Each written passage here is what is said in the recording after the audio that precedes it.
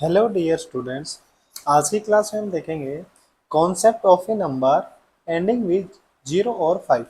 Means ऐसे number जो किससे एंड होते हैं, जीरो से या फाइव से। मीन्स आपके यूनिट डिजिट पे क्या होना चाहिए, जीरो होना चाहिए या तो क्या होना चाहिए, फाइव होना चाहिए। चाहे आगे आपके कुछ भी नंबर हो सकते हैं। ठीक है, तो सबसे पहला रूल क्या कहता है कि for a number ends with zero it must have both two and five as its prime factor. Means अगर कोई भी नंबर जीरो से एंड हो रहा है, किसी का भी अगर जो यूनिट डिजिट है अगर बच्चों वो जीरो है, तो हमारे पास वो किसका फैक्टर होगा, prime factor two and five का।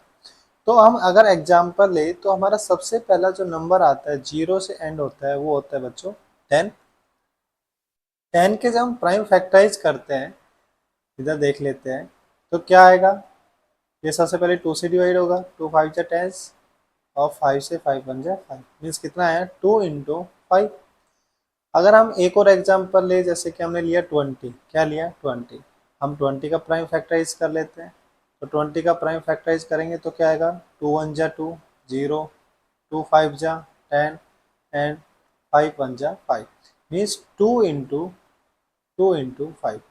देखो यहाँ पे हमें क्या चीज़ कॉमन दिखाई दे रही है कि जो भी हमारा नंबर है यहाँ पे किससे एंड हो रहा है, अगर जीरो से एंड हो रहा है तो उसमें कौन सा प्राइम फैक्टर कॉमन बन रहा है, टू इंटू फाइव। देखो इसमें आ रहा है कॉमन, नहीं आ रहा, मीन्स टू इंटू फाइव का फैक्टर बन रहा है, नहीं बन रहा। ऐसे ही इसमें भी देखो, चाहे एक ही बनी पर बनना चाहिए, यहाँ पे भी टू इंटू फाइव का।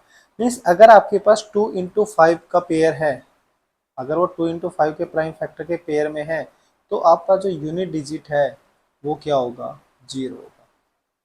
डन। ओके, अब सेकंड पढ़ लेते हैं फाइव के लिए कि फाइव का क्या होता है। अगर हमारे पास यूनिट डिजिट पे क्या चीज, यूनिट डिजिट पे हमारे पास अगर क्या हो, फाइव हो, तो क्या रूल होता है। तो divisibility rule for five state that any number whose unit digit is zero और फाइव। देखो ये जीरो के लिए भी एप्लीकेबल है और फाइव के लिए भी एप्लीकेबल है, जीरो के लिए भी और फाइव के लिए भी, दोनों के लिए एप्लीकेबल है। Is divisible by five. Means अगर किसी भी यूनिट डिजिट पे आपके पास अगर जीरो आ रहा है, अगर यूनिट डिजिट पे आपके पास अगर फाइव आ रहा है, तो दोनों के दोनों किससे डिविजिबल होने चाहिए, फाइव से डिविजिबल होने चाहिए। Divisible by five. अरे हाँ कि ना, ठीक है। जैसे कि हमने यहाँ से कोई भी एक एग्जाम्पल उठा लिया, जैसे यहीं से 20 ले लिया, छोटा सा एग्जाम्पल। तो क्या 20 फाइव से डिविजिबल है, डिविजिबल है। फाइव फोर से 20 आता है, होता नहीं होता। ठीक है, और यहाँ पे यूनिट प्लेस पे कितना आ रहा है, जीरो आ रहा है। ठीक है, अब ऐसे कोई नंबर ले लिया, जैसे हमने 25 ले लिया, तो ये क्या फाइव से कम्प्लीटली डिविजिबल है, बिल्कुल। फाइव फाइव जा 25। आप 485 भी ले लीजिए, जैसे यहाँ पे लिख रखा है, क्या ये फाइव से डिविजिबल है। यूनिट प्लेस पे कितना आ रहा है, फाइव आ रहा है, तो कम्प्लीटली होना चाहिए डिविजिबल। तो कितने से फाइव कितने टाइम्स जाएगा यहाँ से, यहाँ पे डिवाइड कर लेते 485 को। तो फाइव एट जा 40, फाइव नाइन जा 45, नाइन टाइम्स क्या, एट मीन्स फाइव का थ्री, और यहाँ पे कितना बचा फाइव, मीन्स फाइव सेवन जा 35। तो देख लो कम्प्लीटली डिविजिबल है या नहीं। तो दूसरा रूल क्या कहता है कि divisibility rule for five state that any number whose unit is zero और five is divisible by five. तो वो कितने से डिविजिबल होना चाहिए, फाइव से डिविजिबल होगा। ठीक है, समझ में आ गया, जीरो का और आपके पास फाइव का। अब क्वेश्चन कैसे पूछे जाते हैं बच्चों, क्वेश्चन आपके पास बोर्ड एग्जाम में पूछे जाएंगे ऐसे कि check whether six raise to power n can end with digit zero. कि अगर आपके पास बोला गया कि six raise to power n है, और आपको चेक करना है कि जो उसका यूनिट डिजिट है वो जीरो आ सकता है या नहीं। ठीक है, तो सिंपल सा भी हमने देखा कि यूनिट डिजिट जीरो कब आएगा, क्या तो वो फाइव से डिविजिबल हो या हमारे पास वो टू इंटू फाइव का प्राइम फैक्टर हो। तो सिक्स के हम क्या करेंगे, प्राइम फैक्टर करेंगे।